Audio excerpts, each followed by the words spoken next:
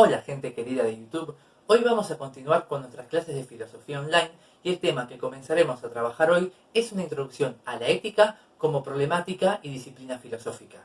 Con ese objetivo, este video va a estar dividido en tres partes. La primera consiste en una diferenciación entre los conceptos de ética y moral como para empezar a abordar la problemática. La segunda parte es una introducción al concepto de dilemas morales como una aplicación de la ética en la vida cotidiana que nos va a permitir pensar en nuestros valores. Mientras que la última y tercera parte consiste en una diferenciación entre el universalismo y el relativismo como dos grandes formas de pensar los fundamentos de la ética que todavía tienen vigencia y se siguen discutiendo en nuestra vida contemporánea. Así que no perdamos más el tiempo y comencemos con el video. Los seres humanos somos básicamente seres morales. Nuestro estar en el mundo supone relacionarnos con otras personas para vivir en sociedad, y esas relaciones están condicionadas por diferentes reglas de comportamiento. Habitualmente creemos que existe lo bueno y lo malo, lo correcto y lo incorrecto, lo justo y lo injusto, y que algunas acciones deben hacerse, pero que otras deben prohibirse e incluso castigarse. En síntesis, todos y todas consideramos que existen normas de conducta que nos hacen posible organizarlos como comunidad. Desde que nacemos se nos enseñan determinadas reglas a seguir y vamos transitando nuestra vida en base a esas pautas que nos constituyen como sujetos, determinan nuestro lugar en la sociedad y definen cómo nos pensamos y proyectamos en un mundo compartido. Pero ¿cuántas veces nos detenemos a pensar y reflexionar sobre el fundamento de estas normas? Mientras que en la vida cotidiana usamos la palabra ética y moral de forma indistinta, mezclándolas, en filosofía ambos términos tienen un significado técnico específico que vamos a conocer a continuación. La palabra moral proviene del vocablo latino mos o moris, asociado a la idea de uso o costumbre, y se define justamente como el conjunto de costumbres, reglas y normas que expresan valores acerca de lo considerado bueno y malo, correcto e incorrecto, deber y prohibido en un grupo, sociedad o cultura de una época determinada y que sirven para regular su comportamiento. La moral refiere a algo concreto, particular, y sus ideas y prácticas se modifican a lo largo del espacio y del tiempo. Por ejemplo, en las culturas antiguas, la esclavitud era un hecho considerado natural y moralmente correcto, mientras que actualmente nos parece una violación de los derechos humanos. La ética proviene del griego ethos, que se traduce como costumbre o hábito. Esta es la rama de la filosofía que reflexiona sobre los fundamentos de la moral, estudia la conducta humana, el origen, la definición y el alcance de los valores. Una cosa es no robar o no mentir, y otra muy distinta es reflexionar sobre por qué no debemos mentir o robar, es decir, sobre los principios que ponemos en juego en cada una de las normas morales que seguimos. Podemos afirmar entonces que la ética estudia las diferentes morales y avanza de lo particular hacia lo general. La actividad teórica sobre la acción humana constituye la ética y se enmarca dentro de lo que se denomina filosofía práctica. Un primer acercamiento en el campo de la ética es lo que se denomina dilemas morales. ¿Y qué son los dilemas morales? Son básicamente situaciones problemáticas o conflictivas donde el sujeto debe tomar una decisión y elegir una opción prescindiendo de las restantes. Es un dilema moral ya que esa elección se basa en valores morales del tipo de lo bueno y lo malo, lo correcto y lo incorrecto, entre otros, y el sujeto debe justificarlos reflexivamente. Tengamos en cuenta que para que un acto sea moral, tenemos que suponer un sujeto libre, que tenga conciencia de la acción y que pueda justificarla. Además, él debe hacerse responsable de lo que hace y debe comprometerse con las consecuencias del hecho.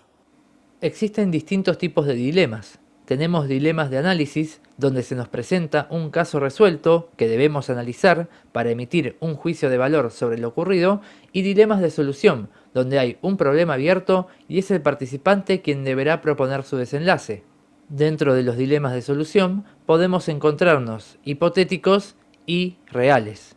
Los hipotéticos son situaciones abstractas o muy poco probables que sucedan en la realidad, pero que nos sirven para pensar los criterios con los que tomamos decisiones.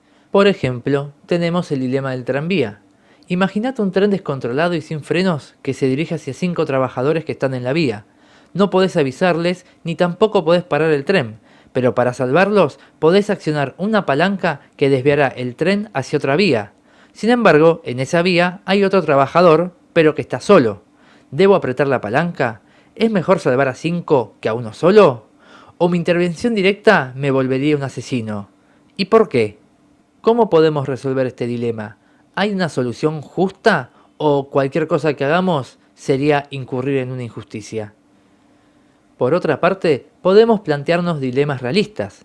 Imaginemos que ocupamos un importante cargo político y que descubrimos un caso de corrupción dentro de mi propio partido que de salir a la luz pondría en serios riesgos la continuidad del mismo en el gobierno.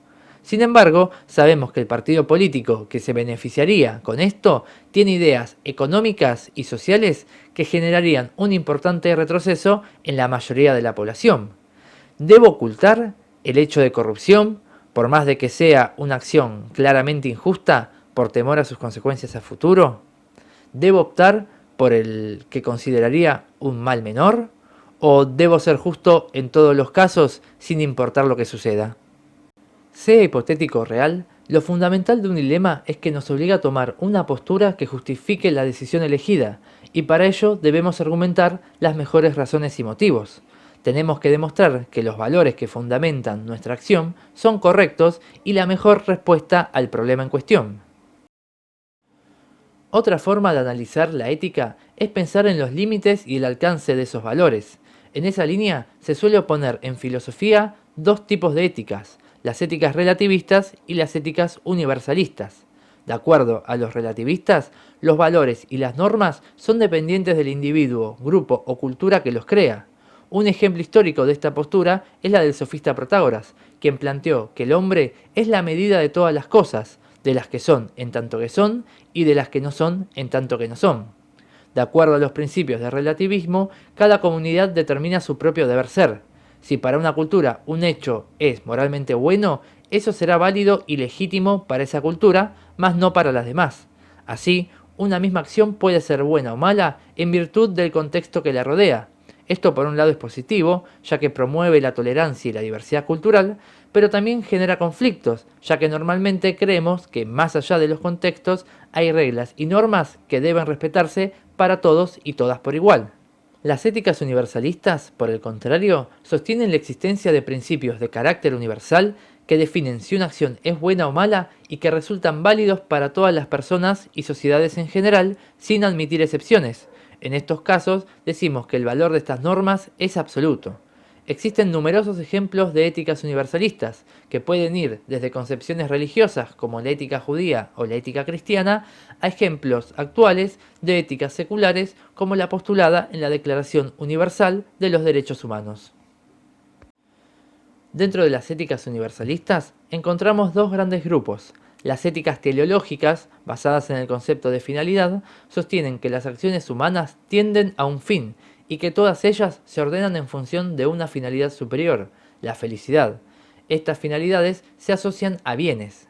También se las denomina consecuencialistas, ya que tienen en cuenta los resultados y las consecuencias que la acción produce en el mundo. Y aunque pueden nombrarse distintos caminos a esa felicidad que los filósofos identifican como el bien mayor a alcanzar, la mayoría considera que el ejercicio de una serie de virtudes es la base que orienta a la conducta humana a esta felicidad. Los ejemplos de este tipo de teorías son numerosos y dominan sobre todo el pensamiento de la antigüedad. La ética socrática, la ética aristotélica, la epicurea, la estoica, la cínica, son ejemplos paradigmáticos de éticas teleológicas aún influyentes para nosotros, mientras que un caso de ética teleológica moderna es el utilitarismo postulado por Jeremy Bentham y John Stuart Mill.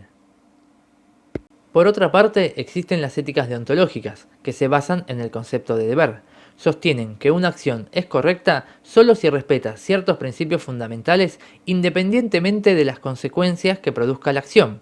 Una acción es buena si cumple con el deber correspondiente y mala si no lo hace.